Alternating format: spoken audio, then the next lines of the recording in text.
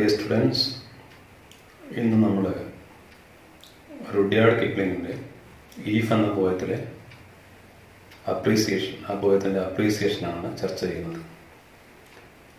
ഇത് എക്സാമിന് ചോദിക്കാൻ സാധ്യതയുള്ളൊരു ക്വസ്റ്റ്യനാണ്. നോക്കാം നമുക്ക്. Appreciation of the poem If by Rudyard Kipling. Joseph Rudyard Kipling's Eve is a didactic poem which suggests the idea of the conditional fulfillment, where the poet describes the traits of a perfect man.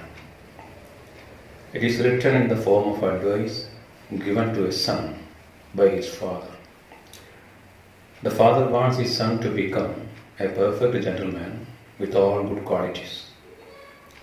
The poet says that if he can keep his head while others around him lose theirs, if he can trust himself when others doubt him, if he can be patient and not lose temper, if he can handle being lied about but not lie himself, and being hated but not hating himself, if he does not look too good or talk too wise, he can be a man, he can be a perfect man. Okay, from the beginning itself we may discuss the meaning. Rudyard Kipling's Eve is a didactic poem which suggests the idea of the conditional fulfillment. അത് if എന്ന കവിത Rudyard കിപ്ലിങ്ങിൻ്റെ ഒരു didactic പോയമാണ്. It is didactic poem. Didactic means having moral instructions, ഒരു സതുപദേശ കഥ എന്ന അർത്ഥത്തിലാണ് ഡിഡാക്റ്റിക് എന്ന് പറയുന്നത്. It suggest the idea of the conditional fulfilment. ചില കാര്യങ്ങളൊക്കെ ചെയ്യുകയാണെങ്കിൽ ചില രീതിയിൽ ഫുൾഫിൽമെൻറ്റ്, ഒരു പൂർത്തീകരണം ഉണ്ടാക്കിയെടുക്കാം എന്ന് പറയുന്ന ഒരു കവിത. Where the poet describes the traits of a perfect man. ഒരു സമ്പൂർണനായ ഒരു മനുഷ്യൻ, എല്ലാ കാര്യത്തിലും പെർഫെക്റ്റായ ഒരു മനുഷ്യനെ കുറിച്ചാണ് അദ്ദേഹം പറയുന്നത്. അങ്ങനെ ആവണമെങ്കിൽ ഇത്രയും ഗുണങ്ങളുണ്ടാവണം.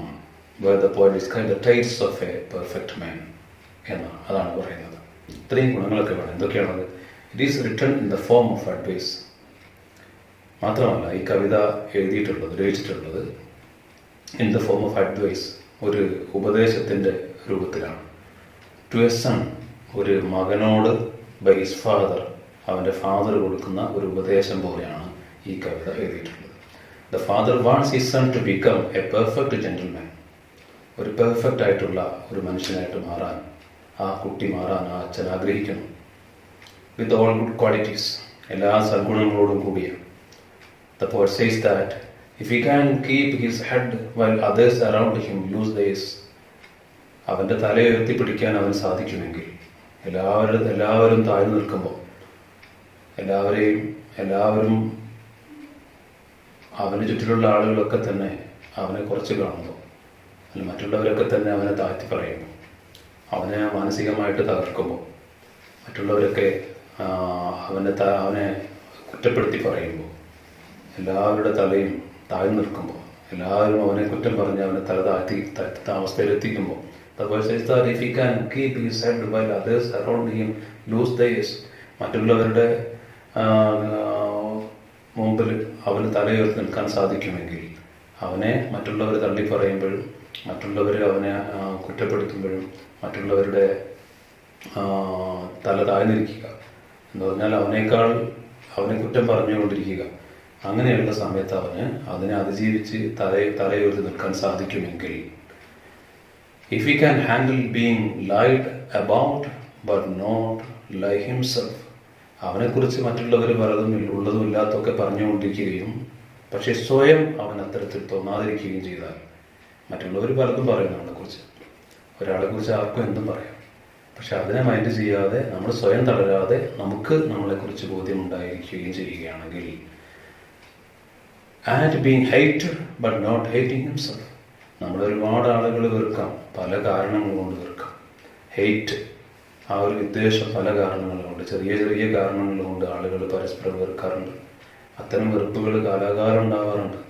ആ വെറുക്കുന്ന ആളുകൾ എത്രയുണ്ടെങ്കിലും and being hated but not hating himself, പക്ഷേ സ്വയം വെറുക്കുന്ന ആളായിട്ട് നമുക്ക് നമ്മളൊരു എന്ത് കൊടുക്കണം, ഒരു സെൽഫ് എസ്റ്റീം കൊടുക്കണം. അത് നമുക്കൊരു നല്ല സ്ഥാനം നമ്മുടെ മനസ്സിൽ കൊടുക്കാൻ സാധിക്കുമെങ്കിൽ and being hated but not hating himself, സ്വയം വെറുക്കാതിരിക്കുകയും ചെയ്യുകയാണെങ്കിൽ, if it does not look too good, father പറയണം, ഫാദർ മകനോട് പറയുന്നു, if it does not look too good, വളരെ നല്ല ആളെന്ന് നീ ആവണ്ട, ഒരുപാട് നല്ല ആളാണെന്ന് പുറം ലോകത്തെ അറിയിക്കണമെന്നില്ല, നീ നന്നായാൽ മതി. ഓർ ടോക്ക് ടു വൈസ്, ഒരുപാട് ഭയങ്കര ഇൻ്റലിജൻ്റ് ആണ്, ഒരുപാട് ബുദ്ധിയുള്ള ആളാണ് നീ എന്ന് മറ്റുള്ളവരെ അറിയിക്കേണ്ടതില്ല. അങ്ങനെ നീ ഒരു മിതമായിട്ട് നിൽക്കുകയാണെങ്കിൽ he can be a man, he can be a perfect man. അങ്ങനെയുള്ള ഒരാൾക്ക് ഒരു നല്ല മനുഷ്യനായിട്ട്, ഒരു പെർഫെക്റ്റ് മനുഷ്യനായിട്ട് മാറാൻ കഴിയും എന്ന് ഫാദർ പറയുന്നു. നെക്സ്റ്റ് പാരഗ്രാഫിലേക്ക് നോക്കാം. The father wants his son to become a perfect gentleman. ഫാദർ എപ്പോഴും ആഗ്രഹിക്കുന്നതാണ് മകൻ ഒരു പെർഫെക്റ്റ് ജെന്റിൽമാൻ ആയി തീരാൻ ആഗ്രഹിക്കുകയാണ്. With all good qualities, not losing the common touch. എല്ലാ ഗുണങ്ങളും വേണം, പക്ഷേ എന്ത് നഷ്ടപ്പെടാൻ പാടില്ല. he will never lose the common touch. ഒരു ജനങ്ങളുമായിട്ടുള്ള സാധാരണക്കാരുമായിട്ടുള്ള ബന്ധമുണ്ടല്ലോ, ആ ഒരു അടുപ്പം, അതൊരിക്കലും നഷ്ടപ്പെടാൻ പാടില്ല എന്ന് കൂടി അദ്ദേഹം ഓർമ്മിപ്പിക്കുകയാണ്. Neither his friends nor his enemies should be able to hurt him.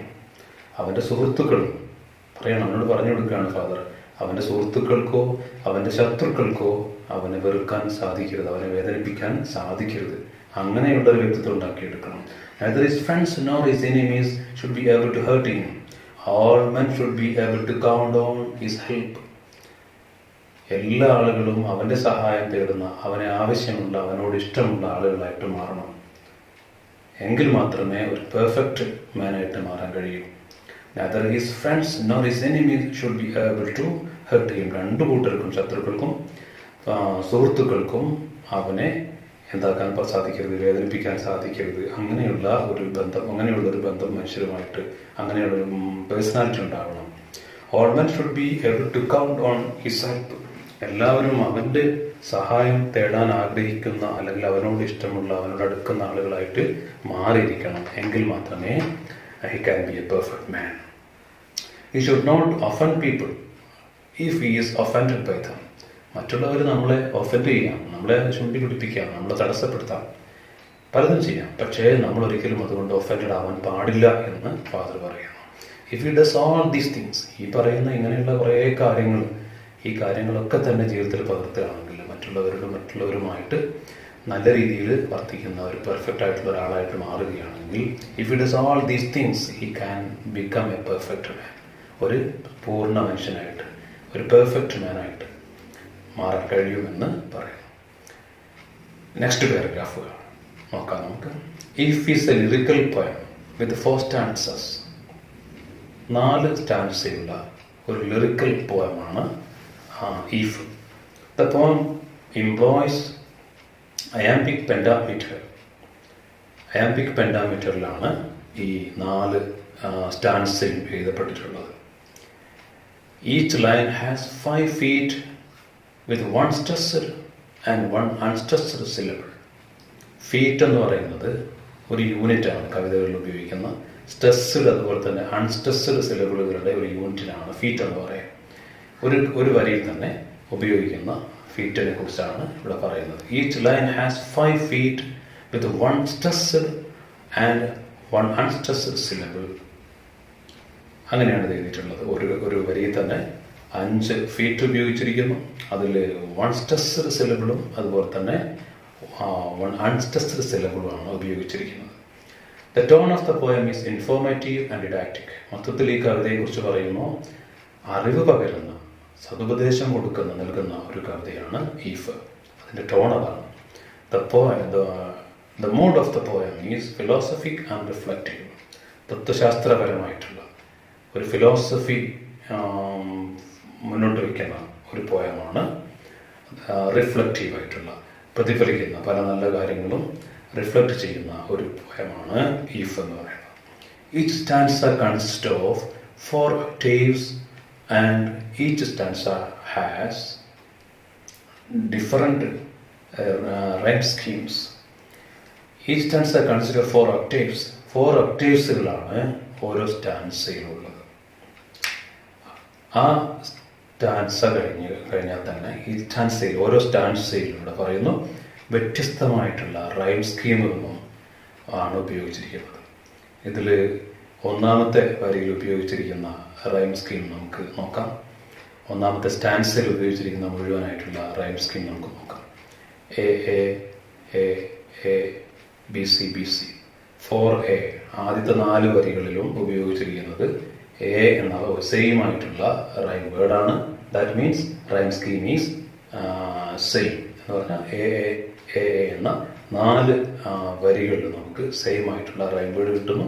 That means rhyme scheme is same A എന്ന് കിട്ടുന്നു. പിന്നെ നമുക്ക് കാണാം ബി സി ബി സി. അടുത്ത 4 വരികളിൽ ബി സി ബി സി എന്ന് പറഞ്ഞാൽ രണ്ടാമത്തെ അടുത്ത വരിയിൽ ബി എന്ന് പറയുന്ന വ്യത്യസ്തമായ ഒരു റൈം വേർഡ് വരുന്നതോടെ പിന്നെ സിയിലും വ്യത്യസ്തമായിട്ടുള്ള ഒരു റൈം വേർഡ്. പിന്നെ ബി റിപ്പീറ്റ് ചെയ്യുന്നു. ബി ഉപയോഗിച്ച് അതേ റൈം സ്കീം റിപ്പീറ്റ് ചെയ്യുന്നു. റൈം സ്കീം ലാസ്റ്റിലേക്ക് വരുമ്പോഴും സിയുടെ അതേ സൗണ്ടിൽ റൈം വേർഡ് വരുമ്പോൾ റൈം സ്കീം അവിടെ സി ആയിട്ട് മാറുകയും ചെയ്യുന്നു. അതാണ് പിന്നെ നമ്മൾ കാണുന്ന എല്ലാ വരികളിലും 2, 3, 4 സ്റ്റാൻസകളുള്ള എല്ലാ വരികളിലും ഉപയോഗിച്ചിരിക്കുന്നത് എ ബി സി ഡി എന്ന റൈം സ്കീമാണ്. 3rd സ്റ്റാൻസയിലും എ ബി സി ഡി എന്ന റൈം സ്കീം ഉപയോഗിച്ചിരിക്കുന്നു. 4ാമത്തെ സ്റ്റാൻസയിൽ അതേപോലെ തന്നെ എ ബി സി ഡി എന്ന റൈം സ്കീം ഉപയോഗിച്ചിരിക്കുന്നു.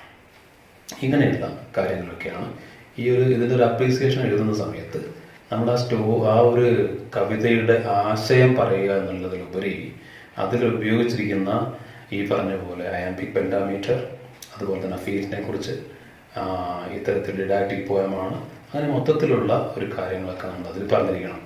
ഇത് വളരെ ലളിതമായ രീതിയിൽ നമുക്ക് പോയിന്റ്സ് ഉൾപ്പെടുത്തിക്കൊണ്ടുള്ള ഒരു അപ്രീസിയേഷനാണ്. ഇതിന് കൂടുതലായിട്ട് പോയിന്റ്സുകൾ നമുക്ക് ചേർക്കാനൊക്കെ കഴിയും.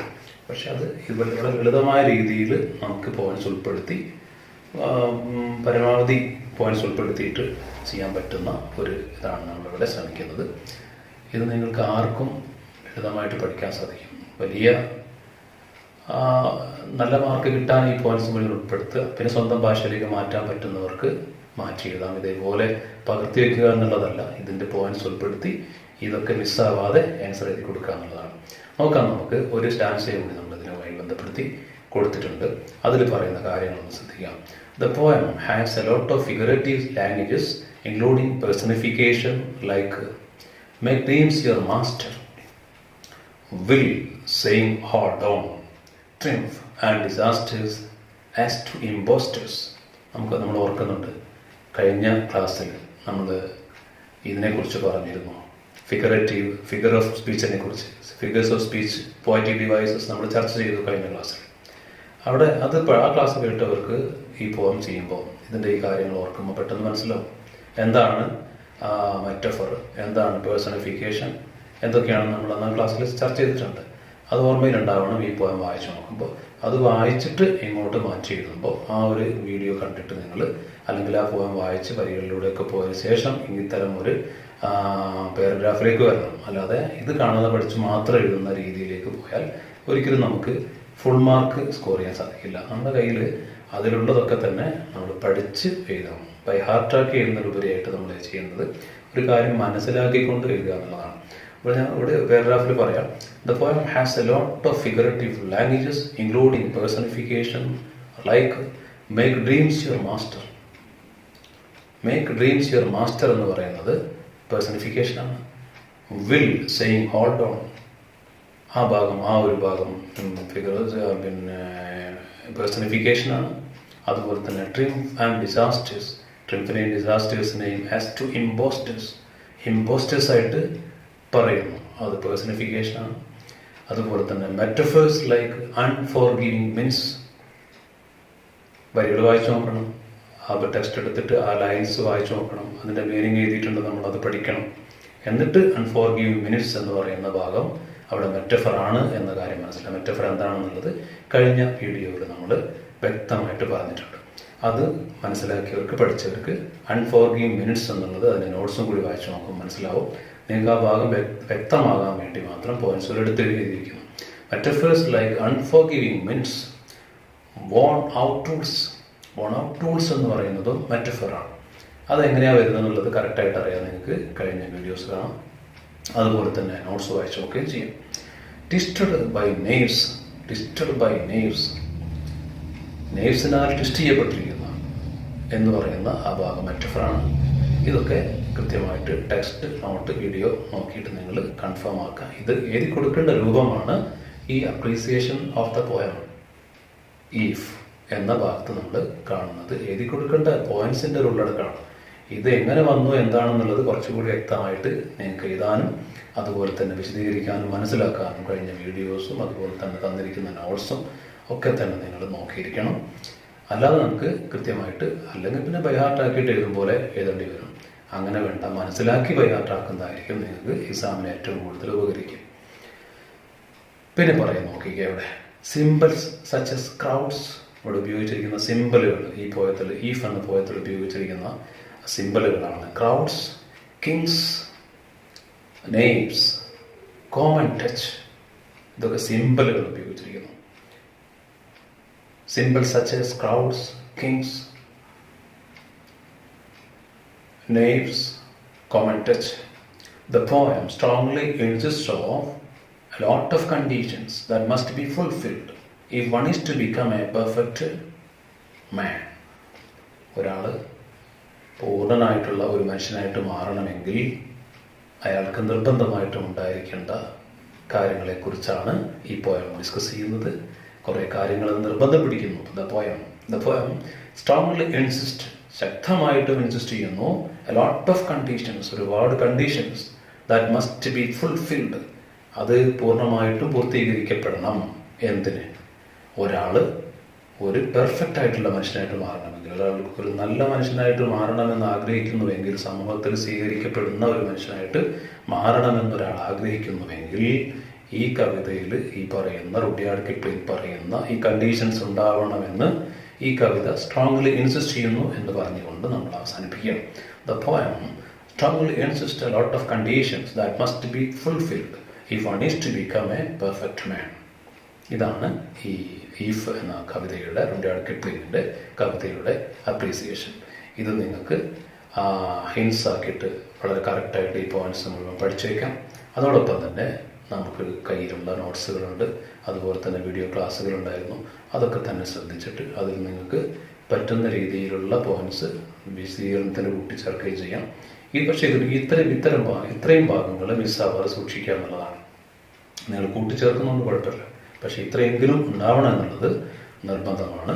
അതിലുള്ള ക്രിട്ടിക്കൽ അപ്രീസിയേഷൻ പോലെ എല്ലാ ഭാഗവും നമ്മൾ ഉൾപ്പെടുത്തിക്കൊണ്ട് വേണം അപ്രീസിയേഷൻ തയ്യാറാക്കാൻ. എന്നാൽ മാത്രമേ നമുക്ക് അതിനുള്ള മാർക്ക് ലഭിക്കുകയുള്ളൂ. Okay, thank you.